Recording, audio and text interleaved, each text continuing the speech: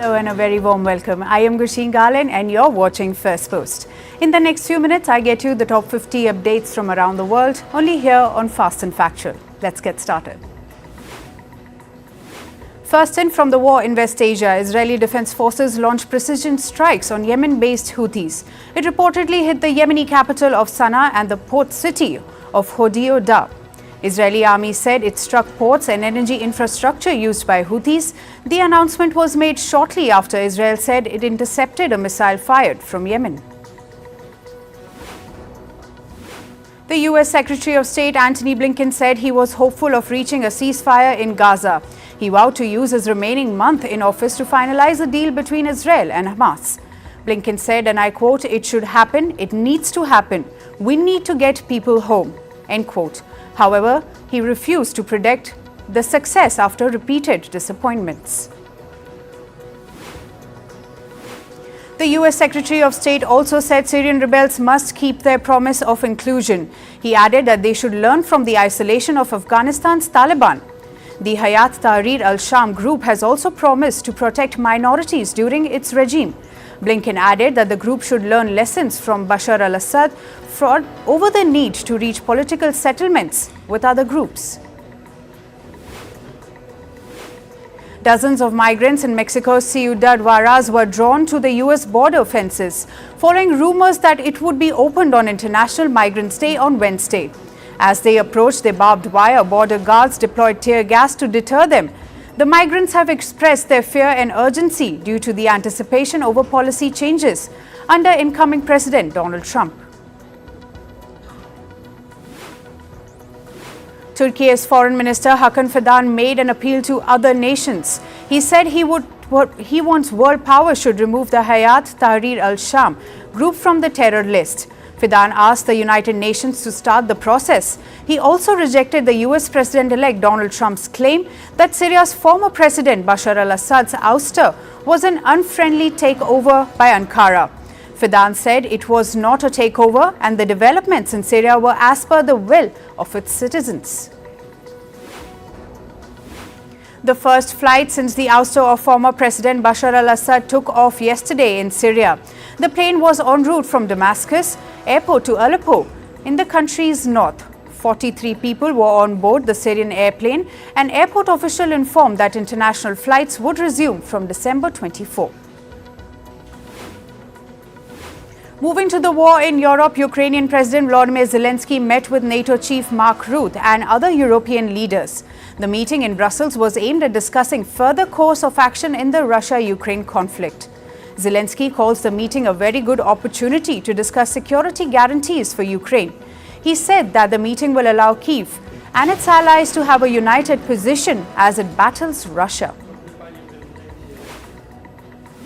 France's High Court upheld a corruption conviction against former President Nicolas Sarkozy, dismissing his appeal. This means that he will be wearing an electronic monitoring bracelet for a year. Sarkozy said he will not accept the injustice and will turn to European Court of Human Rights.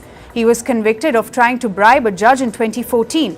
The former president was sentenced 3 years of jail in 2021, but 2 of those years were suspended and the third converted to electronic monitoring. The verdict for the landmark Gisèle Pellicotte mass rape trial has been pronounced in France. Gisèle Pellicotte's ex-husband Dominique Pellicotte has been found guilty of raping his wife and recruiting others to do so. He was also found guilty of taking indecent pictures of his daughter Caroline and his daughter-in-law Aurore and Céline without their knowledge. The landmark case involved over 50 men who raped the 72-year-old lady for nearly a decade. A deadly plane crash occurred yesterday in San Fernando city of Argentina. The aircraft crashed upon the landing at the city's international airport.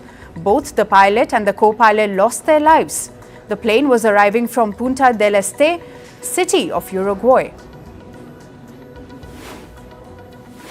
In South Asia, India's Prime Minister Narendra Modi is scheduled to travel to Kuwait on December 21 for a 2-day visit. He was invited by Amir of Kuwait, Sheikh Michel Al Ahmed Al Jaber Al Sabah. It is said to be the first visit by an Indian premier to the West Asian country in 43 years. The trip will focus on bolstering energy ties and cooperation between the two nations. In the Indian city of Mumbai, a Navy speedboat collided with the ferry off the Mumbai coast, killing at least 13 people. The Nilkamal ferry was on its way to Elephant Island when the speedboat crashed. The victims included 10 civilians and 3 Navy personnel, while 2 individuals suffered critical injuries. The collision occurred after Navy vessel lost its control. Prime Minister Narendra Modi announced an ex gratia for the families of the deceased. 5 terrorists were killed in an encounter in South Kashmir's Kulgam district. The operation started after security forces launched a search operation in the Kadar area. They received intel about the presence of suspected terrorists in the area. A gunfight broke out after terrorists opened fire on security forces. In climate news, first up from India, air quality in national capital New Delhi stayed in the severe category. The AQI was at 448 today morning, with thick fog blanketing the city. As per India's Weather Bureau, the lowest temperature recorded was 7 degrees Celsius. Since December 16, New Delhi has implemented an action plan to combat air pollution. Several thousand people in the French overseas territory of Mayotte are facing water scarcity. The situation comes in the wake of Cyclone Chido that devastated much of the island. The death count from the disaster is at 22, with people still missing. Authorities say they are working to repair damaged water plants so that people can get access to clean water soon. And it was a big win for young climate activists in the US state of Montana. They won a case that argued that the state violated their right to clean environment. Montana's Supreme Court ruled in favor of them, declaring that the state must protect the right to the healthy environment. The world could soon witness heat-resistant potatoes. Scientists are developing potatoes that could sustain heat waves. Researchers in the US carried out field trials and found a modified crop plant grew 30% more potatoes when exposed to heat stress. Over 6 million homes in England are at a risk of flooding. This is according to projections by a British climate regulator Environment Agency. Experts warn that this number could reach 8 million by 2050. The deluge could occur through rivers, the sea and surface water when they get overwhelmed during extreme weather events. Pakistan and Bahamas joined a group of countries pushing for a global deal to phase out fossil fuels fairly.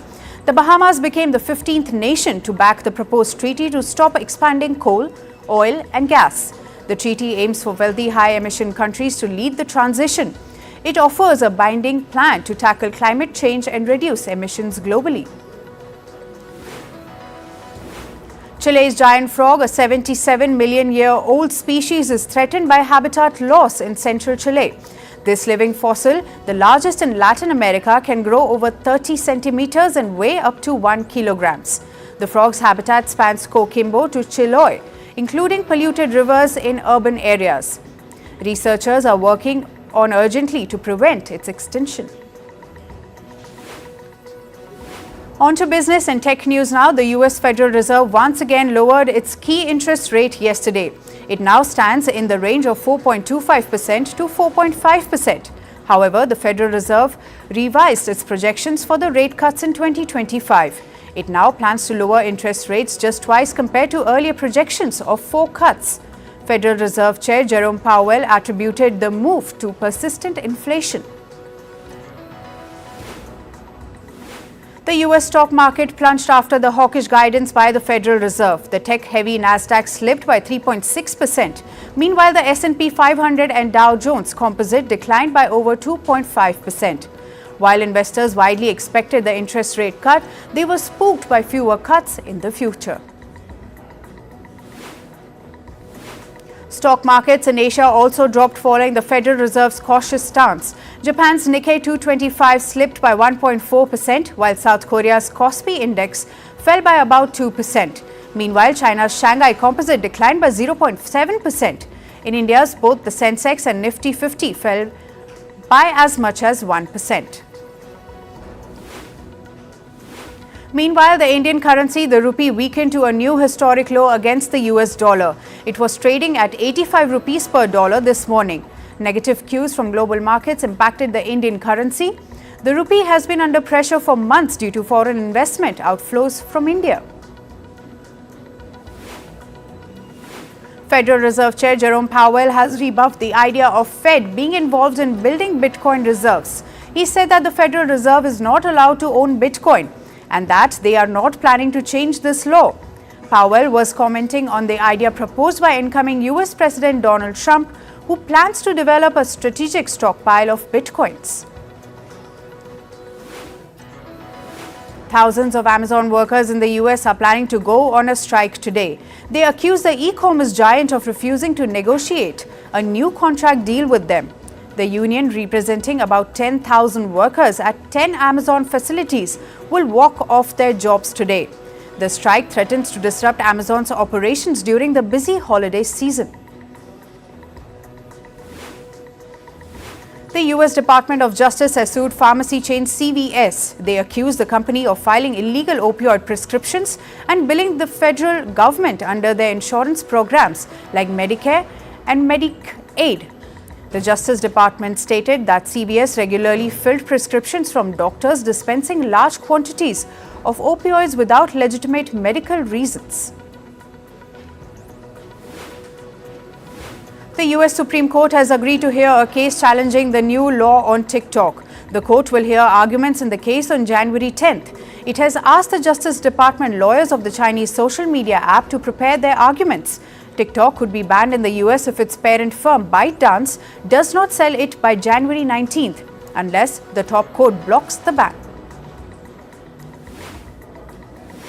Apple has slammed Meta for making several requests for interoperability on iPhone. It is a process where app developers make devices compatible with each other for better data flow. However, Apple says Meta's numerous requests for these services raise concerns about users' privacy and security. The share prices of American memory chip maker Micron Technology fell by 15% yesterday. This came after the firm reported its quarterly earnings from September to November. While the firm's profits were in line with market expectations, its forecast for future earnings worried investors. Micron Technology CEO said that weak demand for smartphones has impacted their business. Moving to sports, and we start with cricket. Tributes poured in for all over the cricketing fraternity as Indian pacer Ravichandran Ashwin announced his retirement yesterday. Sachin Tendulkar praised his ability to reinvent himself. Virat Kohli shared an emotional note for Ashwin, calling him a legend.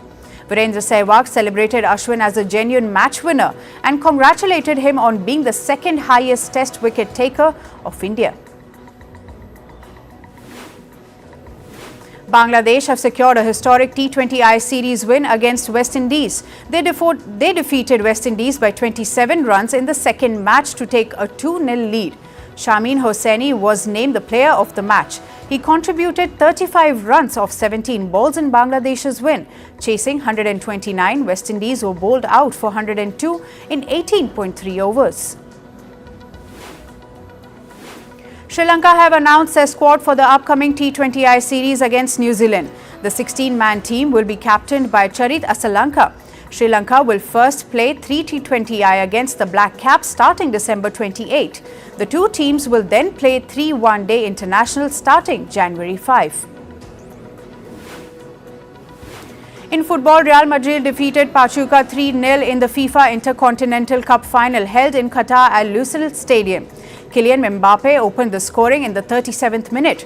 Rodrigo followed with his goal in the 52nd minute. And Vinicius Jr. sealed the victory with a penalty in the 84th minute.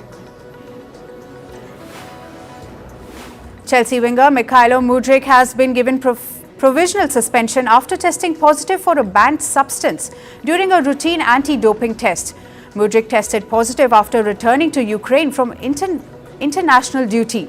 He says he has never knowingly used any banned substance before. In tennis, top seed Arthur Fils lost in the opener of the next-gen ATP finals. He was expected upset by a 18-year-old Joao Fonseca, who defeated him 3-4, 4-2, 4-1, 1-4, 4-1. The ATP will host the next-gen finals in an exhibition tournament that features male tennis players under the age of 20. The World Tennis League Season 3 kicks off today in Abu Dhabi. The tournament will feature 4 teams.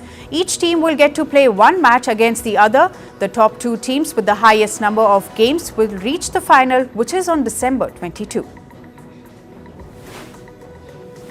In Formula One, Sergio Perez and Red Bull Racing have mutually agreed to end their partnership with immediate effect. This marks the end of a 4-year stint with the team. The decision comes after a disappointing 2024 season. Perez finished 8th in the Drivers' Championship, scoring just 9 points in the last 8 Grand Prix weekends. Ferrari have confirmed they will launch Lewis Hamilton's 2025 car on February 19th, the day after F1 season launch event in London. Hamilton will travel to Maranello with team principal Fred Vasseur and teammate Charles Leclerc for official unveiling. Hamilton's contract with Ferrari starts in January next year. World Athletics will provide 25 athletes with year-round protection on select social media platforms using AI to combat online abuse. The athletes were identified as highly targeted for abuse during major events like the Olympics and World Championships. Over the past 4 years, a study analyzed 1.4 million posts and comments involving nearly 2,500 athletes. The initiative aims to address rising online harassment in track, field, and road sports. And finally, to the world of showbiz, American rapper Sean Combs appeared for a pre-trial hearing in New York. He has been arrested over charges of sex trafficking and sexually abusing women. Prosecutors said the abuse included recording sexual performances of women with male sex workers. Combs has pleaded not guilty to the charges. Actor Arnold Schwarzenegger has turned Santa Claus for his upcoming holiday film, The Man with the Bag. The actor took to social media to share a glimpse of his look and captioned it, "Santa Claus is coming to town." He is currently filming in New York City. Netflix rom-com Nobody Wants This star Adam Brody is getting a lot of offers after show's success. During the Golden Globes first-time nominee celebration, he said, and I quote, "I have gotten a lot of interesting stuff. My email is fuller than it was." The actor landed his first Golden Globe nomination for the show. A London court ordered police to seize $3.4 million from Andrew Tate and his brother Tristan. The ruling was in case of unpaid taxes. The duo did not pay tax on over $21 million earned between 2014 and 2022 from online businesses. The controversial influencer and brother are also facing human trafficking charges. After Jake Paul's boxing Netflix debut against legend Mike Tyson, his older brother Logan Paul is set to follow the same path. He will return to WWE next year with a Netflix debut on January 6th. Logan, who joined WWE in 2022, has been out of action for much of the year. The FX has cancelled its drama series The Old Man after 2 seasons. The show starring Jeff Bridges wrapped its second and final season in October. The show earned 2 Emmy nominations and 3 Critics' Choice Awards. According to reports, Yellowstone spin-off The Madison has added 4 new members to its cast. Kevin Zegers, Rebecca Spence, Alina Pollack and Danielle Vasinova have reportedly joined director Taylor Sheridan's new series The Madison is currently in production stage. The Paramount crime drama Mayor of Kingstown has been renewed for another season. The 4th season of the series was announced after it ranked number 1 during season 3 run. HBO has released the trailer for the 3rd season of White Lotus. The show, based in Thailand, returns on February 16th with a new cast. The previous 2 seasons of critically acclaimed dark comedy were based in Hawaii and Italy. And finally, Disney-owned news network ABC has reportedly reached a new deal with its longtime star anchor George Stephanopoulos. The reports put an end to speculation about the anchor's departure from the channel. The rumors began after ABC News agreed to settle a legal case with US President-elect Donald Trump. The network had been sued by Trump over a comment made by George Stephanopoulos. That's all for today. Thank you for joining us. I am Gusheen Galan and we'll see you right back here tomorrow. Stay informed and stay tuned to First Post.